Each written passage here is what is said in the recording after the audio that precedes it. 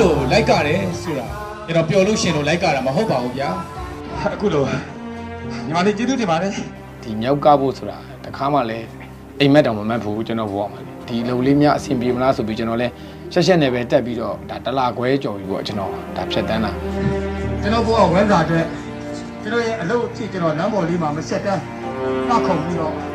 ကျွန်တော်ရိုးသားစွာချပြပြီးကပြပြီးလာပြီးတဲ့ပတ်စံလေးတွေကိုကျွန်တော်လိုချင်ပါတယ်အဲ့ဒီပတ်စံလွှဲရင်ကျွန်တော်ကြံတဲ့အရာတွေကျွန်တော်တနာပြီးပေးတာလည်းမလိုချင်ပါဘူးစားဖို့ထက်စုလို့ရတဲ့ငွေလေးမြင်လာတဲ့အခါကျတော့ကျွန်တော်ဒီအလုပ်လေးပေါ်ကိုကျွန်တော်ရမ်းချစ်လဲချစ်လာတယ်ခိုးမယ်လာတယ်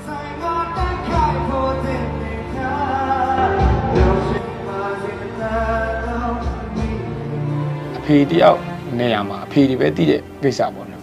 ပြီးခဲ့တဲ့ရက်ကမှအကူသိပါတယ်အဖေများလေးဆိုတာလေးဖြတ်တန်းသွားတာတခါကျွန်တော်တို့ယောက်ျားတွေကပူထိကြံ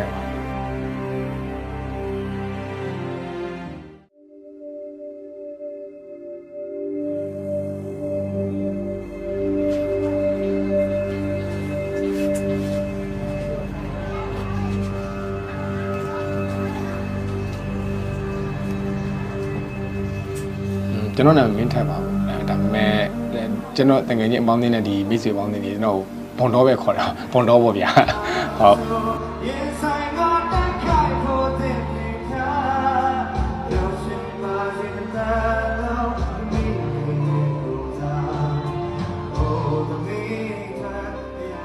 40တစ်ထဲရောက်မှမြောက်ကမယ်လို့တခါမှမတွေးခဲ့ပါဘူးဗျာဒါနဲ့လေကျွန်တော်ဘဝဝမ်းစာအတွက်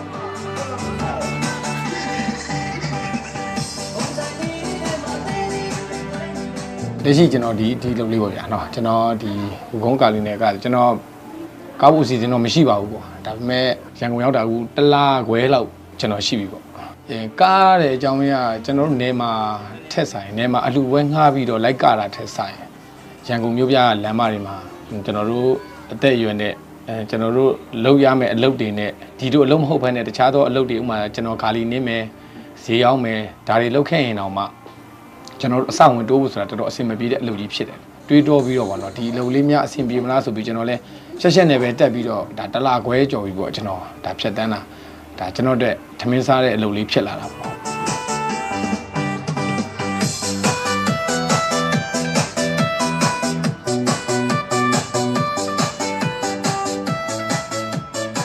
စားဖို့ထက်စုလို့ရတဲ့ငွေလေးမြင်လာတဲ့အခါကျတော့ကျွန်တော်ဒီအလုပ်လေးပေါ်ကိုကျွန်တော်အရန်ချစ်လဲချစ်လာတယ်ခိုးမယ်လာတယ်ဒီမြောက်ကားဖို့ဆိုတာတခါမှလည်းအိမ်မက်တောင်မမှတ်ဘူးကျွန်တော်ဘဝမှာကျွန်တော်အသက်အရွယ်တွေတဖြည်းဖြည်းတပိုင်းခြားအပိုင်းခြားတစ်ခုချင်းစီမှာကျွန်တော်ကစုမိဆောင်မဲ့သူတွေမဟုတ်ခဲ့ဘူးရှင်းရှင်းပြောရင်ကျွန်တော်တို့ငယ်ရွယ်တဲ့အချိန်ရှာဖွေနိုင်တဲ့အချိန်တွေမှာကျွန်တော်တို့က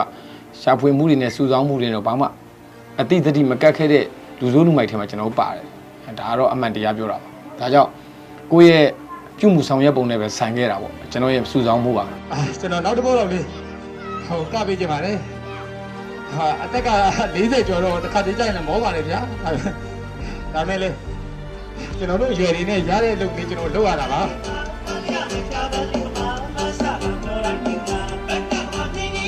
ငါကိုကျွန်တော်ရန်ကုန်မြို့ပြတွေမှာကျွန်တော်ကမိုးပြန်ပူပေါင်းလေးတွေလှည့်ရောင်းပူတယ်ကျွန်တော်ဂါလီနင်းပူတယ်လမ်းကျိုးလမ်းကြားအစပေါ့ကျွန်တော်ဈေးရောင်းတာတို့ဒီအယောင်ပေါင်းစုံလုံပေါင်းစုံနဲ့ကျွန်တော်ကျင်လည်ပူးတဲ့အခါကျတော့ကျွန်တော်ဒီလမ်းတွေကကျွန်တော်တွားနေကြလမ်းလို့ဖြစ်တဲ့အခါကျွန်တော်ဒီမြောက်ဝစ်စုံလေးနဲ့ကခုန်ကြည့်လိုက်တော့ကျွန်တော်တို့ကျွန်တော်တုံးနေဆိုတာအဆောင်ဈေးတို့စားဈေးတို့ရှိတာကိုရန်ကုန်မှာကျွန်တော်အခုနေတဲ့ခန်းတော့အခုကြားပါတယ်တသိန်းလောက်ပေးခင်ရဒီလိုခန်းချင်းလေးတောင်ဆိုတော့အိတ်ဖို့အတွက်တနေရာနဲ့ကျွန်တော်တန်ရှင်းကတူလီမူလီအစားရကျွန်တော်2သိန်းကျွန်တော်ဘယ်လိုပဲဖြစ်ဖြစ်ကျွန်တော်2သိန်းခွဲ3သိန်းလောက်ကကျွန်တော်တို့ရက်တီမှုရှိနေတယ်တနည်း2000လောက်ကဘယ်လိုပဲဖြစ်ဖြစ်ကျွန်တော်ရှာထားမှအဆင်ပြေမယ်ဆိုတော့ကျွန်တော်2000လောက်4000လောက်ရရင်2000လောက်စုမယ်ပေါ့ဗျာအဲ့လိုလေးတွေးလိုက်တာရတဲ့လောက်လေးအတိရှိတဲ့လောက်ကလေးနဲ့ဒီမြောက်လေးကိုစူးစမ်းပြီးကလာတယ်ပေါ့ဒီနေ့ဒီရိုးသားတာပဲလောက်ကစားတာပါဒါပေမဲ့အတိတ်ကအကုသိုလ်ကြီးမားလို့လားမသိပါဘူးခါမှအဆင်ပြေတယ်မရှိပါဘူး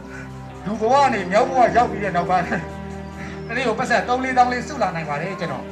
အခုတစ်လကျော်လာပါပြီတော်တော်ကျေးဇူးတင်ပါတယ်အရင်ဆုံးပူလာထက်ဆေးအပူကလည်းထပ်ပြီးတော့ဟိုကျွန်တော်ရိုက်ခတ်တာပေါ့ကျွန်တော်မကငင်ဆေးလီးပါတယ်ဒီပေါင်ကနေခါးတွေရောပုတ်ပြီးတော့မှအဝတ်စုံဒီကျွန်တော်ပေါင်းပြီးဝတ်တယ်ပေါ့နော်ဝတ်တယ်အင်ဂျီကကျွန်တော်2ထပ်ဝတ်ရတာပေါ့ဒီအင်ဂျီလက်ရှိရဲ့အောက်မှာလက်အိတ်ဒီလက်အိတ်တွေဆွတ်တယ်ညနေဖုံးကပါထပ်ဆွတ်လိုက်တော့အဝတ်စားရဲ့အပူတန်ရဲ့ခုနလူးထားတဲ့ဆေးရဲ့အပူရှင်အငွေ့ရဲ့မလူးပဲတော့လည်းမရပြန်ဘူးကွာသူကအဲ့ရချွေးနဲ့ပြန်အေးပြီးတော့ကျွန်တော်ကိုပြန်ပြီးတော့နည်းနည်းလေး လုံးကင်နိုင်စွမ်းကိုနည်းနည်းလေးတွန်းပေးတယ်ဒီကောင်ကနှာခေါင်းပေါက်လေးကကျန်းချင်းတယ်ချဲလို့လည်းမြောက်ရုံမပေါက်တော့ကျွန်တော်ပါဇက်ပေါက်ကလည်းသူအစီကိုပြီးတော့ဒါကကျွန်တော်တို့ပြောမှဆိုရင်တော့ဒါဝူခုံးမဖြစ်အောင်ကျွန်တော်ဗမာတွေကအတွေးတောကြံစားပြီးလုပ်ရတဲ့အားကြတော့ဖြစ်တဲ့အတွက်เนาะကျွန်တော်ရတာလေးကိုတူအောင်လုပ်ရတာဟုတ်ကောကိုယ်သဘောကျလောက်တဲ့နေရာကျရင်ပို့ပြီးကပြရတယ်ဘာကြောင့်လဲသဘောလေးကျနေရတော့မှကိုကဟိုဟာလေးလုပ်ဒီဟာလေးလုပ်ပြီးတော့ပြန်သွားမယ်ဆိုရင်သဘောကျလို့တော့ကျွန်တော်ပတ်စံ4-5ထောင်လာချိတ်တာလေကျွန်တော်ပြင်ပန်းတာကိုကြည့်ပြီးတော့ပေးတာပါဒါပေးလာတဲ့ငွေကြီးအတိုင်းကျွန်တော်ကလည်းလုပ်ပြရတယ်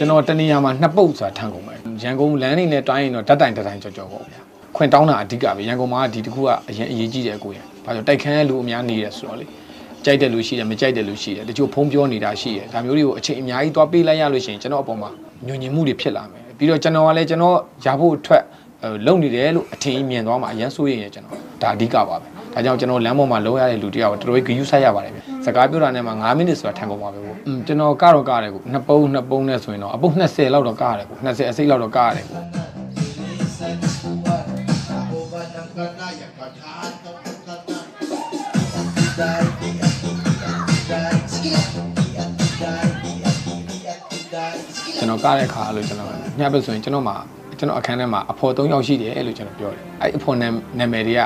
ထွန်းရှိဝါရဲ့မိဂတီရဲ့လင်စည်းရဲ့လို့ကျွန်တော်ပြောတယ်ကျွန်တော်ဒီစေးဘူးနာမည်လေးတွေကျွန်တော်ထည့်ပြောတာသူတို့လည်းသဘောပေါက်လို့ရည်ကြတယ်မြောက်လေးချစ်စရာကောင်းပါလေဘဝအတွက်ချစ်စရာကောင်းတယ်ကျွန်တော်အဲ့လိုမျိုးကျွန်တော်အပေါ်အကောင်းဘက်ကတွေးပေးတဲ့ပတ်စံတွေဖြစ်တဲ့အတွက်ကျွန်တော်ကိုလိပ်ပြော်လေးလုံနေဗျာယူသားတဲ့ပတ်စံလို့ပဲကျွန်တော်ထင်ပါတယ်ပျော်လို့ရှင်လို့ကတာမဟုတ်ပင်မဲ့เนาะကျွန်တော်ပျော်တဲ့အောင်ကျွန်တော်တို့မှာထားတဲ့စိတ်ခံစားမှုတွေထည့်ပြီးတော့ဒီနေရာမှာရှိတဲ့ကလေးတွေလူကြီးတွေမိဘဆရာသမားတွေလို့အရွယ်မျိုးတွေကျွန်တော်ကြောင့်လည်းစိတ်လေးနည်းနည်းလေးလန်းဆန်းမှုတစ်ခုပဲဖြစ်အဲ့လိုလေးရခဲ့ရင်တော့ကျွန်တော်ကျင်းတတ်တယ်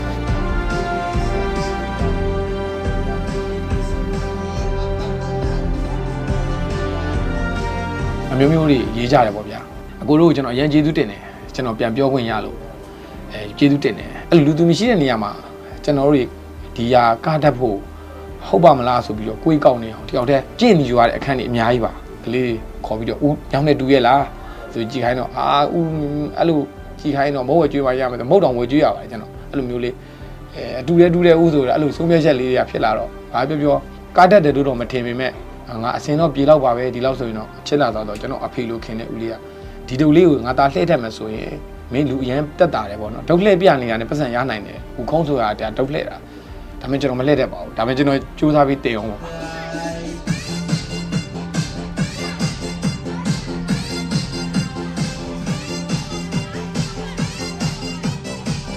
စီဘူးအတွက်ဒါရအောင်ကနေရတယ်ဆိုတော့တော်များများအဲ့လိုလေးဒါပြတ်နေတော့နည်းနည်းလေးကွဲနေတယ်ပြောပြပါဦးဗျာဟုတ်တော်အဲ့ဒါလေးကျွန်တော်စိတ်မကောင်းဘူးဗျာစိတ်မကောင်းဆိုတာကျွန်တော်ကအင်တော်ကြီးပြိုပြတ်ထားတဲ့အမျိုးသားတစ်ယောက်ပါကျွန်တော်သူ့မှာလည်းအပြစ်မရှိပါဘူးကျွန်တော်ကိုယ့်ကိုယ်လည်းအပြစ်မရှိဘူးလို့ပဲခံယူခြင်းနဲ့ဘာကြောင့်လဲဆိုတော့နှစ်ယောက်စလုံးကနှစ်ဦးသဘောတူကျွန်တော်တို့ကွာရှင်းခဲ့တဲ့အချိန်မှာကျွန်တော်တို့နှစ်ယောက်မှာအပြစ်ရှိနေတာခလေး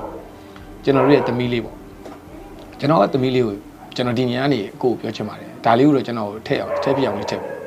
ကျွန်တော်သမီးကိုကျွန်တော်အရန်ချက်ပါကျွန်တော်သမီးကိုဘယ်လောက်ချစ်လဲဆိုရင်ကျွန်တော်ကြောရုံမှာမဟုတ်ဘူးဗျအဖေတယောက်နေရာမှာအဖေတွေပဲတည်တဲ့ကိစ္စပေါ့နော